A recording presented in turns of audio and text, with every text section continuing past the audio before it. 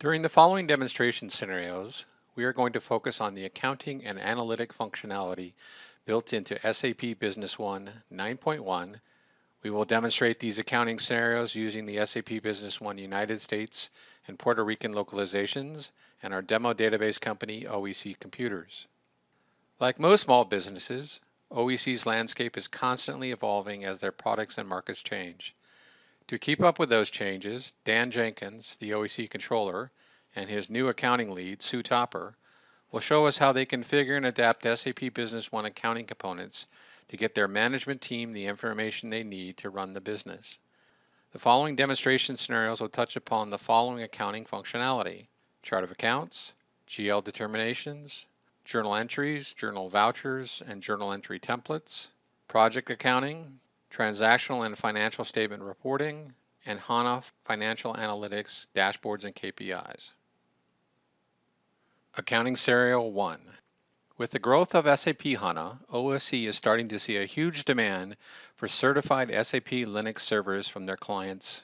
In the last several months, the sales of these servers are becoming a significant portion of the overall OEC business. To capture the detailed profitability of this growing product line, the executive management team has asked Dan to create a new product group and the necessary accounting processes to record this growing segment of their server business line. To capture these financial details, Dan has chosen to extend their existing GL chart of accounts and define a new item group to facilitate automatic GL postings.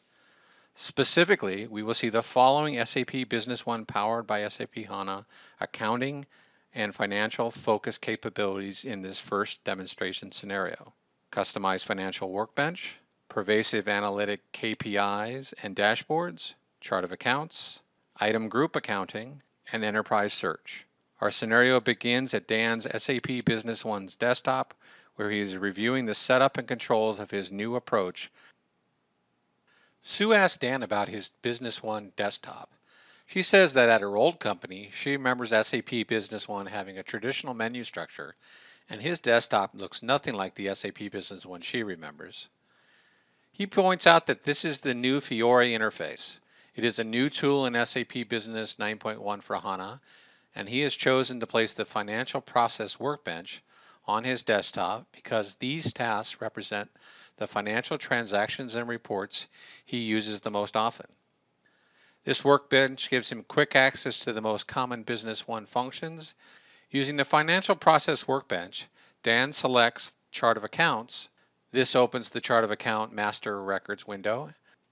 Since Sue is new to OEC and was not around during the initial implementation, Dan fills Sue in on their configuration of the flexible chart of accounts that they have configured in SAP Business One. He points out that OEC has defined the GL chart of accounts in 4 segments.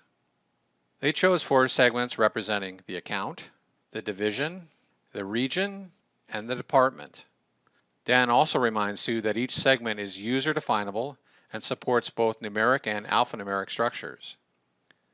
He selects the Cash at Bank checking account to remind her of some of the other options they have on each account record setting. They can define one or multiple currencies for an account. Accounts can be marked as confidential. This prevents unauthorized users from using them or viewing this account transaction or balance at any point. Anyway, enough about the flexible and boring details of the chart of account. What he wants to show Sue now is how he's defined the new GL accounts that he set up for the HANA server product line. He selects the revenue drawer, and then the new sales revenue HANA server account. This is the account that will be used to capture the revenue associated with the sales of any new HANA server. To capture the cost side of the equation, he goes to the cost of sales drawer. And in this drawer, he selects the new cost of goods sold HANA server, or account 515.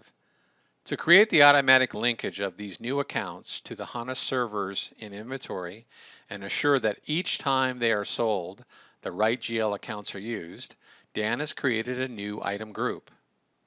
He opens the main menu and the new lookup feature and enters the term item group.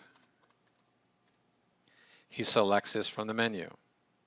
And on the Accounting tab, he shows Sue how he's defined the new Sales Revenue HANA Revenue account, 415. He also shows her the new Cost of Goods Sold account. There is one last linkage that is important to make all this work smoothly. The item record for each one of these servers needs to be linked to this new item group. Dan uses the Enterprise Search feature of SAP Business One on HANA to quickly bring up the item master records for all the HANA servers. He selects the Enterprise Search magnifying glass and enters the text HANA server and hits the magnifying glass icon. The search results quickly returns all instances of the text HANA server found in the company database.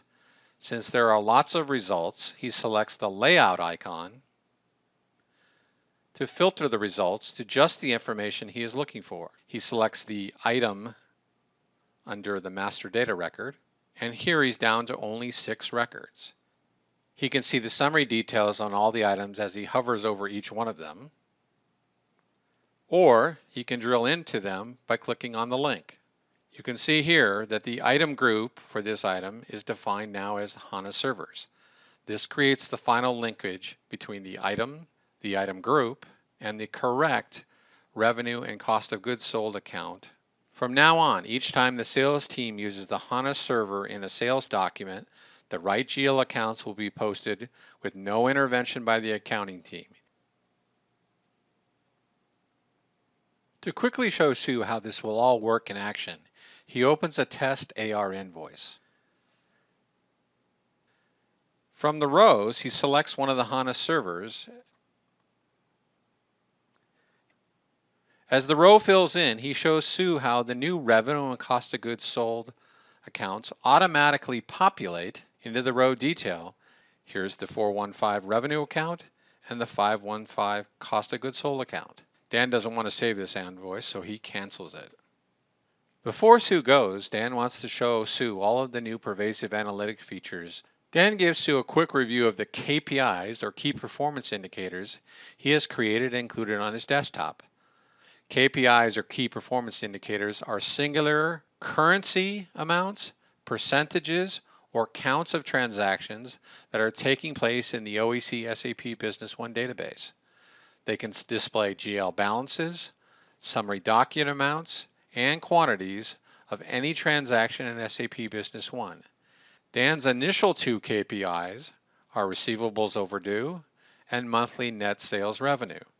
Even though these 2 KPIs seem relatively simple, they're very powerful. This one gives Dan the total receivables overdue at any one point in time. And the second one, monthly net sales revenue, gives a point-in-time view of monthly net sales. Dan has also started using the pervasive dashboard design tool. Like KPIs, Dan can define his own dashboards using a simple drag-and-drop interface. In his first attempt, he created the following pervasive dashboard: aging of receivables overdue. This dashboard that Dan has created shows the aging of overdue receivables in 10-day increments. If he hovers over each bar, in this case 10 days, he can see that $525,000 is overdue 20 days, 30 days, and so forth.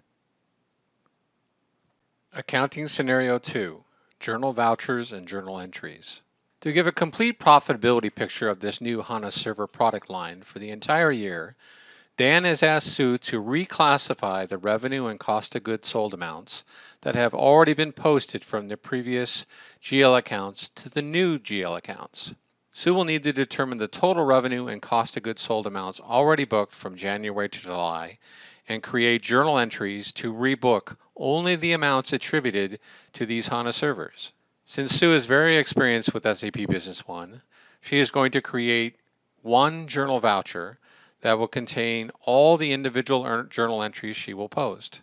In the following scenario, Sue will use the following features of SAP Business One accounting module: the sales analysis report to get annual revenue and profitability information for each HANA server, the Excel export feature to calculate the cost of goods sold amount by item, journal vouchers to move the balances to the new accounts as of 7/31, journal templates to facilitate the fast and error-free posting of those journal entries, and posting periods or fiscal calendar.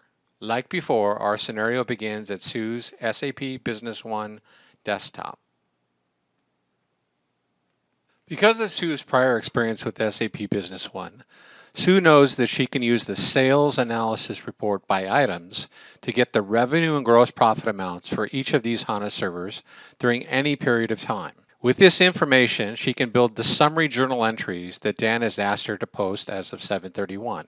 Sue selects the sales analysis report from the SAP Business One Sales AR menu.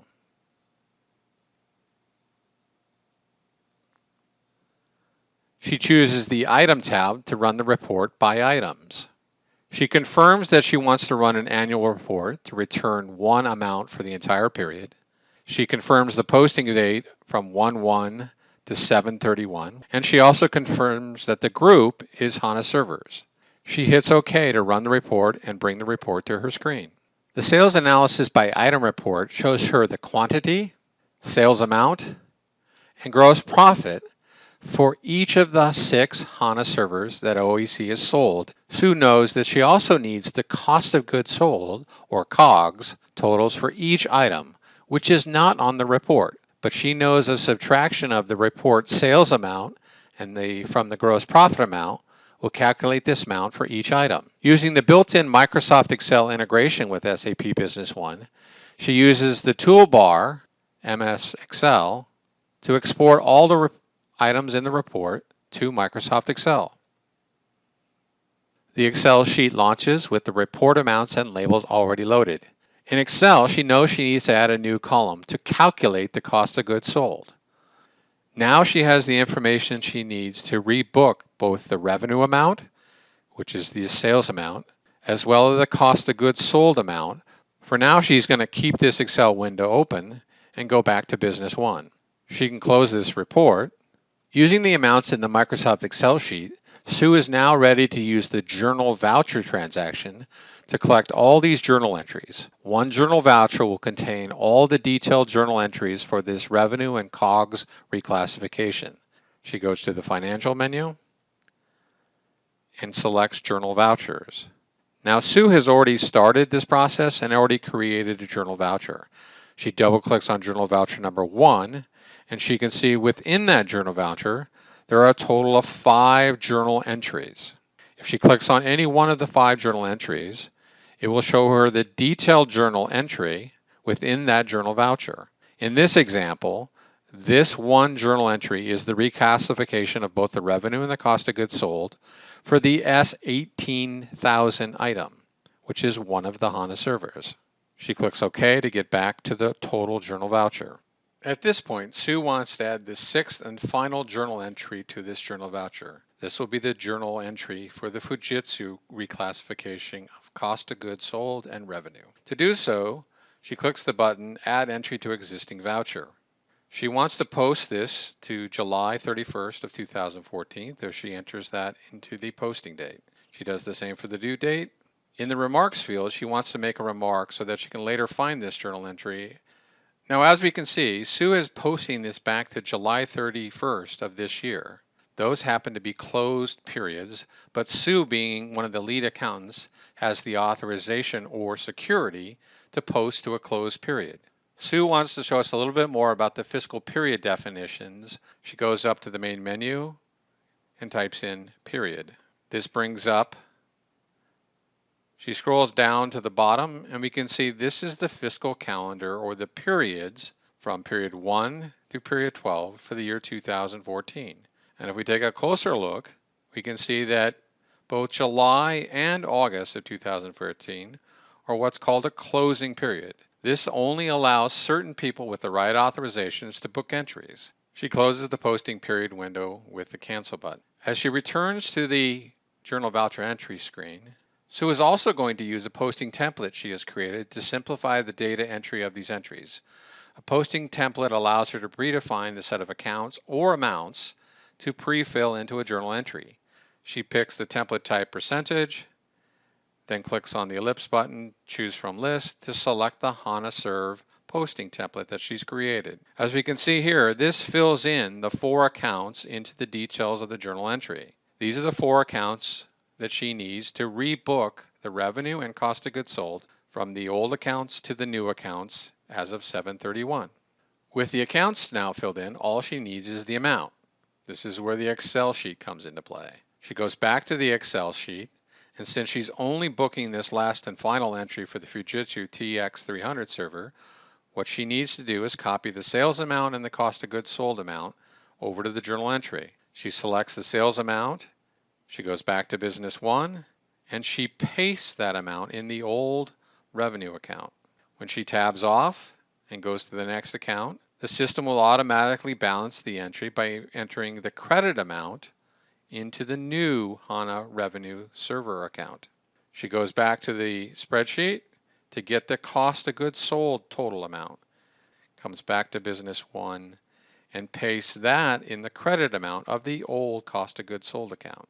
When she tabs off that, it also pre-fills in the debit amount for the new COGS account. This is the complete journal entry to rebook the revenue and the cost of goods sold from the old accounts to the new accounts that Jim has set up. With this journal voucher entry complete, she clicks Add to Voucher and Close. This returns her back to the overall journal voucher screen, and we can now see the 6 entries for the 6 different HANA servers. With the last one completed, she clicks Update. Now remember, this journal voucher has been saved to the system, but the entries in the voucher have not been posted to the general ledger. This gives Sue the ability to send this journal voucher for Dan for approval, as well as include the values of this journal entry into reports to see their impact. Sue wants to review the impact of these journal entries in the journal voucher before she gets the OK from Dan and before she posts them to the general ledger. To see their impact, there's a delivered report that she can run called the General Ledger Report. This report allows her to include both posted entries and unposted journal vouchers in the results of the report.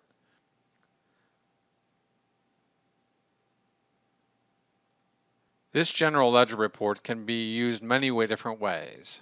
It allows her to select multiple accounts or different levels of accounts, as well as different posting dates, due dates, as well as many other options. Since there's so many options, Sue is going to use a new feature in version 9.1 that allows her to save the report selection criteria. She's done so she goes up to the selection criteria name, and she selects the report criteria she's saved called Revenue and COGS GL. This has the settings for the General Ledger Report that she wants that contains specific accounts as well as posting dates and other information. Now, one of the things she wants to do before she runs the report is check this box right here called Add Journal Vouchers. What this will do is add any journal vouchers that meet the criteria for date and accounts that she's selected in her selection criteria. On this reporter screen, she can see all of the journal entries that have been booked to the account she selected, which are the revenues, both the old one and the new, as well as the old cost of goods sold and the new cost of goods sold. We can also see all of the journal vouchers that Sue created but has yet to post because she selected that option. These are the 6 journal entries in the Journal Voucher 1 that contains the reclass for the revenue account, one for each HANA server that exists. The same is true. We see the opposite side of the entry for the new revenue account, which is the new HANA revenue account that Dan set up. The same is true for cost of goods sold. We see the entries coming out of the old account and into the new cost of goods sold account. This report, called General Ledger, and the ability to include general vouchers in that report before they're posted, allows Sue to see the impact of those debits and credits that she created before she actually posts them to the general ledger.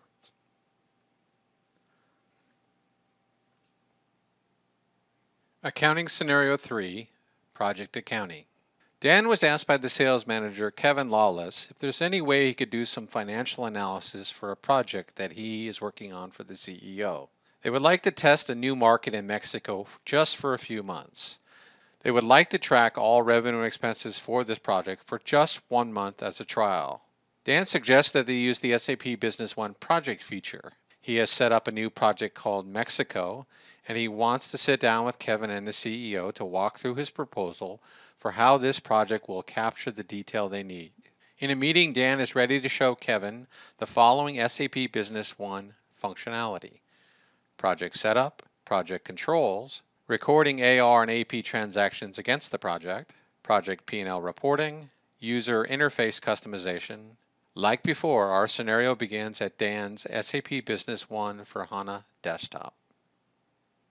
As we said, Dan has decided to use the project capabilities of SAP Business One to track the Mexico sales initiative. This option will be simpler and still give them the reporting they need. Dan would like to show Kevin the project setup.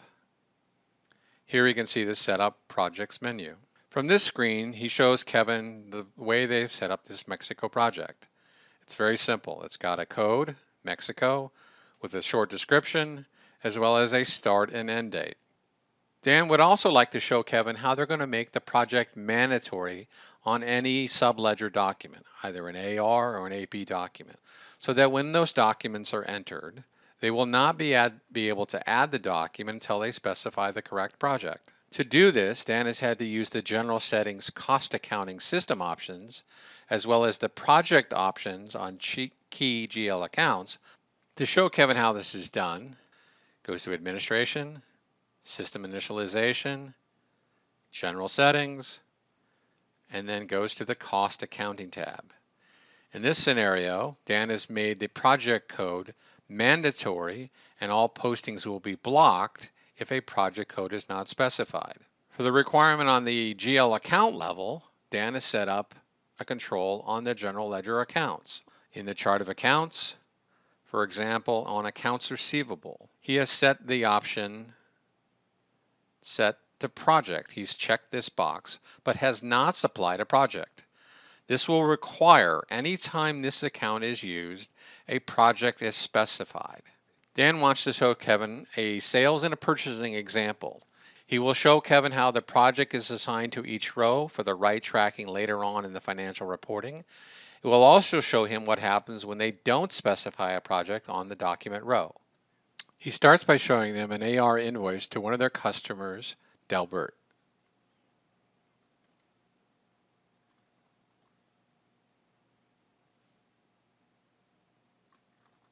Once he has the customer selected, he goes to the Accounting tab to specify the right project. This project will be applied to all lines on this document. He selects Mexico and goes back to the Contents tab. From here, he can enter multiple items. And in this case, this is just for example, it doesn't really matter what items he selects, but he chooses 3 items and returns back. Once he returns back to the row definition, you can see that the project field has been copied from the header on the Accounting tab to the line items in each of the individual lines. Now that he has these 3 lines, he's going to add the invoice. He's going to scroll back to that document so you can see the journal entries that were posted. He selects the Accounting tab and the golden arrow to the journal remarks. On this, the journal entry for this document, he can see that the Mexico project has been associated with all journal entries that are applicable to this invoice. He now wants to show Kevin what will happen on an AP invoice, for example, when they're submitting their expenses. He selects AP invoice, enter a date, enter a description for and we're going to say travel airfare. Go to the GL account and pick account for airfare. Now this time when we look at the project field, we'll see there's nothing in the project field. And that's because when we're entering this AP invoice, we forgot to go to the Accounting tab and actually enter the BP project first. Because we had no project at the header level, there was no project copied down to the row level. But because the controls Kevin has set up, this will not be a problem. If we were to enter an amount, let's say for $1,000 worth of airfare, tab off, and click Add, what we see is we get an error that says the GL account requires a project. So this is the second control that Kevin has put in place at the general ledger account level. We can do this in one of 2 ways. We can go right to the actual line, select on the project field, tab off, and select the Mexico project, and then post it. or we could go back to the Accounting tab and enter the project there. Now when we add this document, it should post fine because this line and every accounting entry with it has a project code attached to it. When Kevin sees this scenario, he's concerned that the project code is hidden on the Accounting tab. He asks Dan if they can move it to the Main tab so that it might not be overlooked. Dan explains that there is a new feature of 9.1. They now have the ability to move and hide standard and user-defined fields from any tab on any screen to another tab on that same screen. Dan will show Kevin how this is done. He selects the Edit Form UI option from the Tools menu. Now that Dan is in edit mode, he can move any field or hide any field. Since we want to move the BP project field, we go to the Accounting tab, select BP Project. We can now select the BP Project tab and move it up to the main tab of the window that Kevin requested. We click Escape, and it asks us if we want to save this new form. We say yes. If we go back and open up the AP invoice screen, we can now see that the BP Project field is on the main tab. This way, when they enter a vendor, like we did before, Kevin Lawless, we can go right to this field, select the project code, in this case Mexico, enter a date, and now go down to our description, select account, airfare as an example, and we can see that the project code is automatically filled in on the line. Kevin is very happy with this capability. One last thing before Kevin has to leave. Dan wants to show him one of the many financial reports they can run by project. Using the standard profit and loss report with the project selection criteria, they can get a project-specific P&L.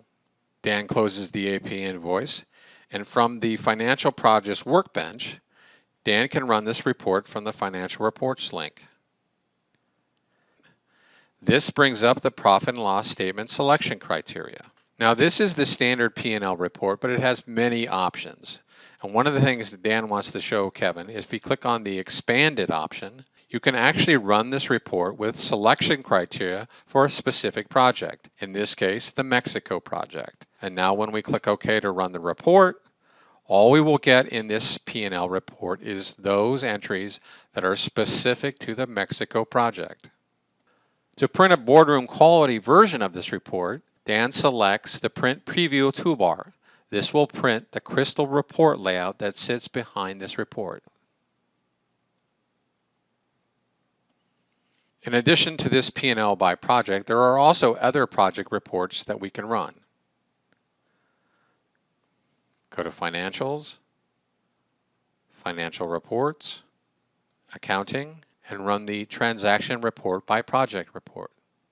Once again, on this selection criteria, we have the ability to select the project. When I click OK, I now get a summary of all of the postings that have hit the Mexico project. To see the detail, I click the Expand button, and I can now see all of the entries that have been booked against the Mexican project, with the ability to drill into the individual journal entries.